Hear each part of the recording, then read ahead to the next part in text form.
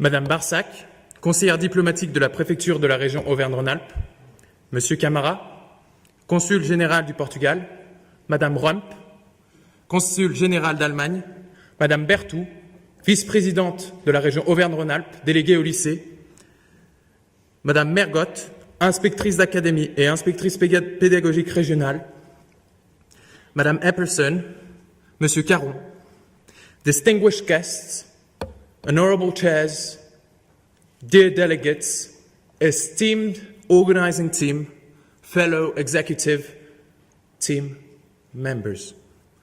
You have 2 ears, but 1 mouth. You should talk twice as much as you should speak.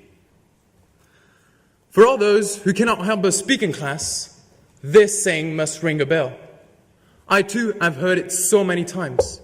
My parents, my teachers kept on repeating this to me to make sure I wouldn't prevent others from being heard. There is actually scientific evidence behind this teacher's old trick. According to the University of Michigan, the human brain is incapable of doing 2 things at the same time. When one talks, he cannot pay attention to others. When one pays attention to others, he cannot talk. Now, why would you pay attention to others?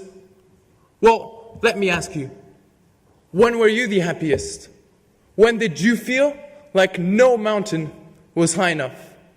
Was it when your parents looked at you in the eyes and said how proud they were?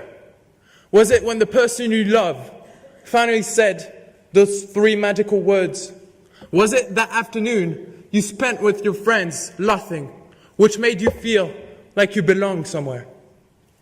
These glimpses of joy all share one common aspect. The people around you made an effort. They made an effort not to judge, not to evaluate, but to understand and to comprehend. The people around you used their empathy, the ability to capture the emotions of the person facing you, and in the words of Atticus Finch, to walk a mile in their shoes. We know how empathy and understanding are vital. The Beauty and the Beast, Of Mice and Men, Frankenstein. The stories we were told when we were young all depict the absolute necessity for more empathy in our societies. Inequalities are deep-rooted into our societies. The choice is ours. Whether we wait for others to save us, whether we decide to take action, a step at a time, to build a more equal world. If we choose to go down that route of change, the very first step is to stop talking and to listen. Let me be clear. I'm not talking about the shameful, the meaningless, or the passive silence. I'm talking about the empathic, the useful silence.